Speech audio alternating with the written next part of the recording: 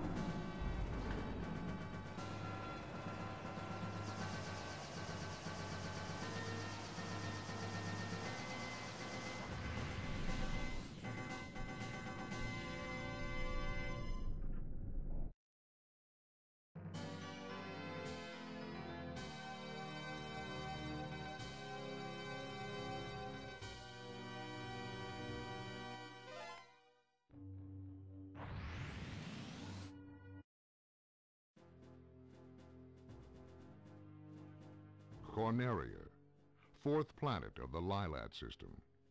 The evil Andros turned this once thriving system into a wasteland of near extinction.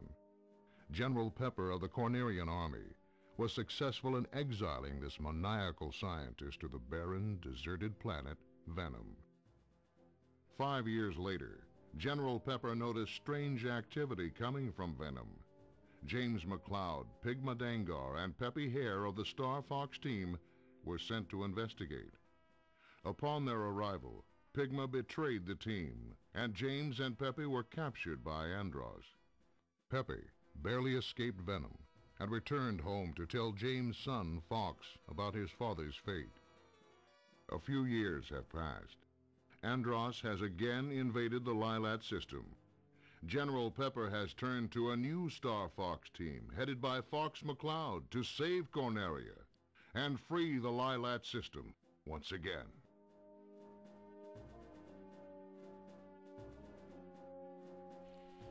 Hello and welcome, after that very long-winded intro, to a brand new Let's Play by yours, the single-player mode player Lithium Project.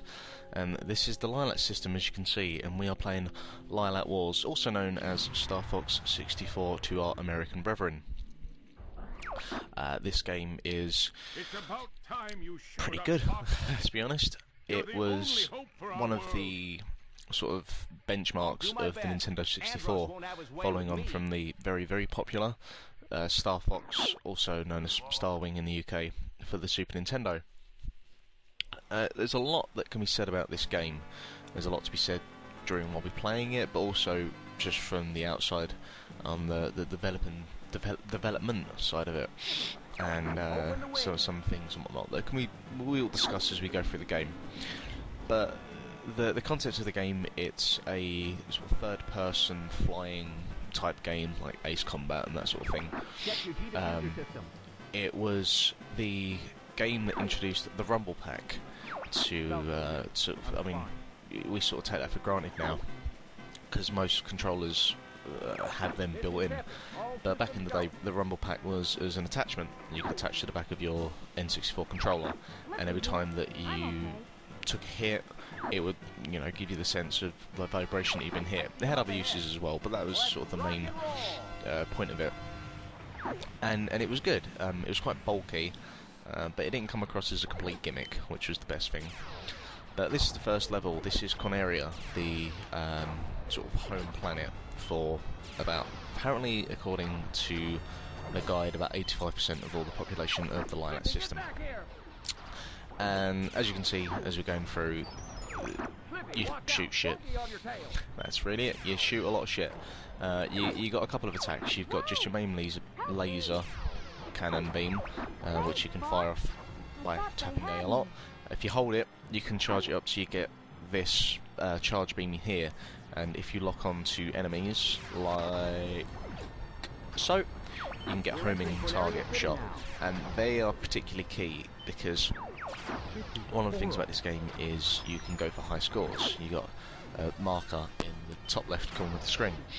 And one of the sort of additional things about this game is you can get medals for each level, and you have to get a particular high score to get that.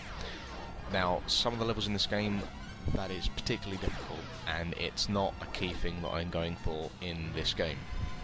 So if you come here expecting medals, I get a few, but it ain't one of the things I'm going for, because some of the levels, particularly later on, I'll admit I'm not the best player at this, so yeah, if you're looking for them, I'd advise you go elsewhere. But I'm here just to talk a little bit about the game and just to play through it, because it was a game that I played a lot when I was growing up, and it's a classic as far as I'm concerned. Honestly, I haven't actually played any of the games afterwards, because, well, I didn't have a GameCube for a start until much later on, and I never seemed to... Nothing appealed about what they were doing with the series afterwards. Might get Star Fox 3D at some point, but that's for another time. So this is Corneria City, which is taking a shit kicking by Andros, the main antagonist of the series, or of this game in particular. And as you can see, for example, if you have 3 co-pilots squadron with you, and if they get attacked or if someone's chasing them, you got to take them out. There's the infamous dude barrel, for anyone who's ever wondered where that come from. So as you're going along, you want to try and hit everything as possible. If you're going for the middles in particular, and charge shots are sort of the key to that, because if you can take out a group of enemies at a time, it gives you high hit points. So I mean, the first time you play it, you'll realise that you have to play the levels a number of times to be able to get, you know, the high scores. A couple of things I probably should point out: this is being played on an emulator. It's not my actual N64 version, which I do actually own, so this is not illegal. But it's just a much crisper, clearer video, and to be quite honest, also it means I can save between levels. So if I fuck up, I can just start over again. I don't do that during the levels themselves. I like to think I'm not that bad of a player. But just for the convenience, because you can't actually go back and forth during the actual game itself, so just for the convenience of being able to do it on an emulator, yeah, I put my hands up, I've done it that way. Yeah, there's 2 modes of attacks in this game. You've got just a normal, straight, head-on arcade type mode, and then this, which is the all-range mode. And this is used for when you sort of go into a dogfight type battle, and it happens a couple of times in the game. And it's a nice introduction to the game, or an introduction to this concept, because it's particularly easy, because this first boss is a complete joke. He sort of stands in a spot, he doesn't really do anything, and how this could take on a city by itself, I don't know. But I dick about for a bit, but once you get onto the back of it, just, well, I say fire away, but nothing seemed to happen there. You got 2 manoeuvres of this type. You've got a somersault, which is where you'll just flip up, just carry on, which is good when you've got enemies behind you, but you also got that which you can use in all-range mode, where you'll backflip and do a corkscrew. So that's the first boss, who is a complete joke.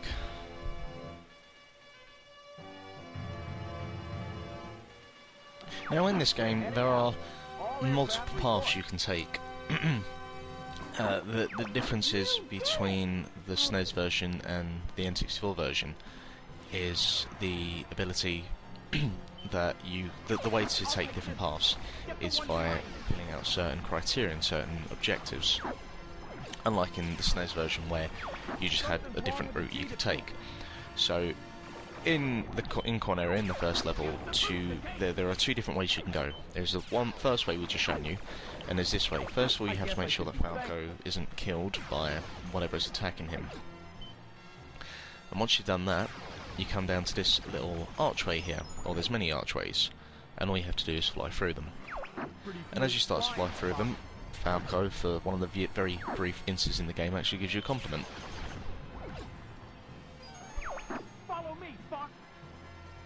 And once you've done that, Falco some reason decides he's going to take off, and you got to follow him. I found the target. Try to keep up. And with that, that'll take you through here into the waterfall. Now, I'm only presuming that if you're going for a medal on this level, you probably want to take this path because there's a lot more enemies, there's a lot more stuff going on. So you can probably get more points this way.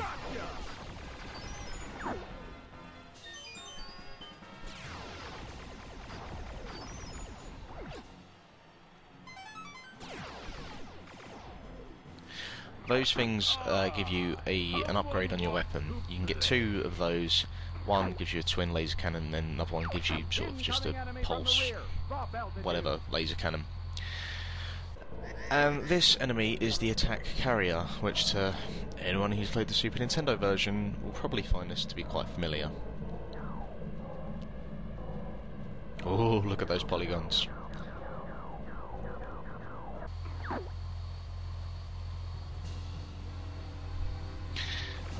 The N64 version is a little bit more grimy, looks a lot more mechanical. But attack-wise, it follows the same principle. It opens up on the right-hand side here, which will release a bunch of missiles that will fly and attack the rest of your team. And then it will release the 2 hatches on this side as well. It's the same concept. When it opens up, just fire away. Aim for the open spot.